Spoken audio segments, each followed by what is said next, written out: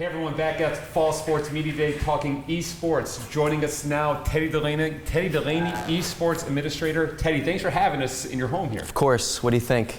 It looks pretty good. Pretty spectacular, right? Nice. Yeah. These chairs, where can I get one of these chairs? Office Max. Believe it or not, yeah. Or I can get one from my office. Just exactly, yeah. We'll make one go missing for you. Before we get into your team for the season, sure. We got tons to talk about. Okay. You guys are obviously, we are the leader in esports in the area. Just tell us everything that has been going on that you've been doing behind the scenes as far as esports. Yeah, it's been, the first year was pretty wild. We had a lot of great in-house events. I did a lot of traveling to different conferences and different high schools just to spread the exposure of our program, you know, spread the word a little bit, attract more students.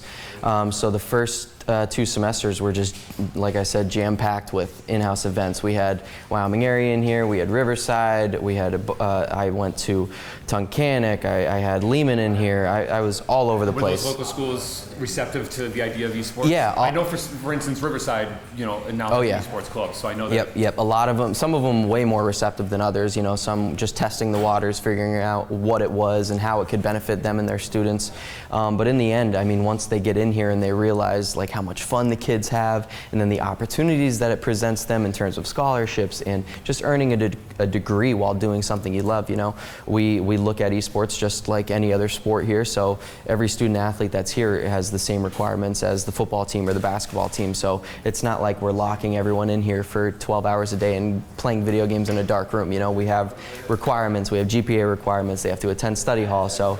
And you notice, and anyone that would visit our little esports arena here, notice the first thing they notice when they walk in the door is that dry erase board that has all your rules and regulations and expectations that all of your players have. Exactly. Talk about that a little bit. Yeah, and that's exactly why we have that. We want that to be the first thing they see. So along with each of their schedules up there, we have just the basic main rules, you know, go to class first and foremost. Don't be toxic to your teammates, you know, respect your players and coaches. I mean, these are just simple things that every student athlete should know and do across the board for any sport, you know. But again, that board is where they get all their information on what is needed, if they need to submit their health insurance card, if they need to get a physical, what time the eSports Media Day is, you know, things like that. So it's kind of lucky that whiteboard is there, because that's the first thing they see right when they walk in. You know, we have no bullying, no vaping, no yelling, no cursing, no being toxic. You know, it's a process, because the video game environment is inherently toxic. So it's something that we're constantly combating, but it's been great. You know, we haven't had too many problems, and once these kids get in the room and start gaming together and hanging out together, going to class together, eating, doing all this other stuff together, it starts to slow up a little bit. So it's been good. Obviously, you're well known in the Northeast area, you know, of the Scranton area with the growth of esports. What you've done here at Lackawanna College. We've set the bar. You've set the bar. The school administrators set the bar. Can't take all the credit. Are you known throughout the country too? Because I know we have a podcast and you're at these conferences. So, you know, is Teddy Delaney known throughout the entire country when it comes to the esports? I guess I could say yes and no. You know, I find myself a lot of the time having like imposter syndrome, because like this is crazy. It's all so new and wild, but. Yeah, I mean, we've kind of made a name for ourselves in esports just by being one of the first in northeastern Pennsylvania, and just again, like I said earlier, just spreading that exposure and constantly pushing content on social media. And I mean, the administration is very supportive here, so they push me to go to every conference or any opportunity to speak in front of people. So yeah, I guess I am known a little bit, but I'd like to say that Lackawanna College esports is known. Just because of the imprint that we're making, you know. So, and we hope to continue making that footprint a little bigger, you know. Of course. Yeah. Of course. So we think Lackawanna College, we think football, women's basketball, men's basketball, and then esports. Exactly. And you know. I don't want to cut out any other sports like. No, of course. And Lackawanna College has been recently known for pushing the envelope into the future and being a little more progressive. You know, they started up the Petroleum and Natural Gas College. We have great allied health and healthcare programs. You know, we opened up the culinary building in the President's restaurant down there, which is awesome. Highly recommend. So yeah, it's just another addition to Lackawanna College's portfolio of trying to reach into the future. And again, it's just another way to attract a different genre of student, you know, opening up more doors and creating more opportunities for these kids. And some of them are already doing more than what they bargained for, you know, right off the bat. So I love it. I love seeing it. Talk about your squad a little bit for this season. Sure. How many players do we have competing? Well, the number is constantly growing and changing. As I talked to Eric about that earlier today, we have kids coming and going, and new kids every day. Literally every day since the first day of the semester, I've had at least one email from a different student saying, "Hey, heard about the program. I'd love to come up and meet you. I'd love to get involved. How do I do that?" And then we bring them up. We introduce them to everyone. Moose might scare a couple away, but you know, we have a couple of them stick around. But yeah, so so we still are running with Overwatch, Rocket League, and League of Legends. We have enough to field 2 teams per game right now, basically. Okay. And then moving towards the spring semester, I'm hoping to have right around 50 kids in the program.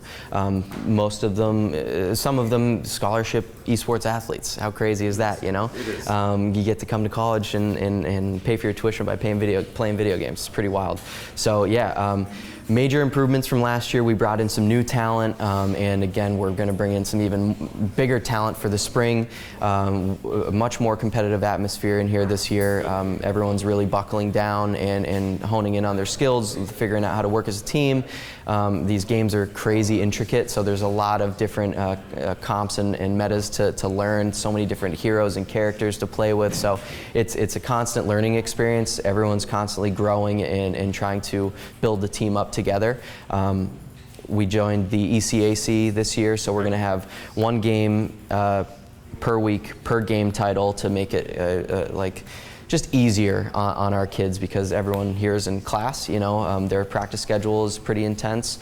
We have to meet some study hall hours for them, and then we also try to travel to tournaments on the side and play in scrimmages on the side. Okay. And talk about that schedule a little bit, because I remember last year, which I thought was extremely fascinating, is that you were competing against Ivy League schools. Yeah. Do you have any Ivy League schools planned on the schedule this year? I don't know if we'll have any Ivy League schools on our actual competitive schedule this year, but we have the chance to scrim give us them. Name of like maybe a couple schools that people aren't familiar with esports that are more, let's say, traditional sports. If Sure. they hear this college name, Sure. I mean, right off the top, basketball. I mean, I feel like a broken record, but Boise State right off the bat. We're really close with Boise State. They're a D1 school, and we're very, very close Are with you them. able to see their gaming room?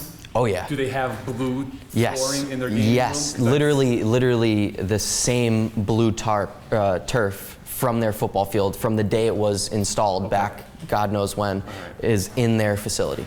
Generation 1 blue turf in the Boise State room. And they're great people. I mean, Dr. Chris Haskell is, I call him an esports wizard. I also call him my dad. He's a great guy, and he has befriended us, which has, again, kind of pushed Lackawanna College's name and my name like crazy. He'll retweet anything from us, and I'll immediately have 6 more inquiries just because of him, and I love him to death. Thanks, Chris. Love you, Doc. So yeah, it's last season we played Harvard in League of Legends. Right. But yeah, the ECAC is filled with D1 schools all the way down to junior colleges, Mansfield, SUNY Canton. There's a bunch in there, so we'll have a good competitive season this year. That's cool. I'm going to let you go in a second. I know I mentioned the chairs, but these shirts, these jerseys are pretty cool too. Oh yeah. Right?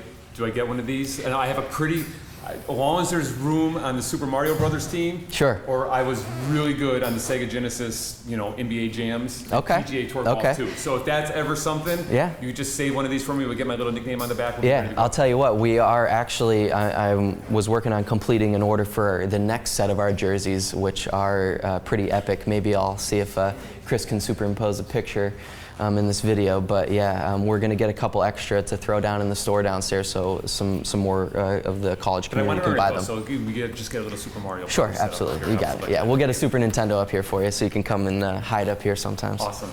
Everybody, Fall Sports Media Day, our head administrator, Teddy Delaney, Take Flight 2019. Thanks, Teddy. Absolutely, thank you.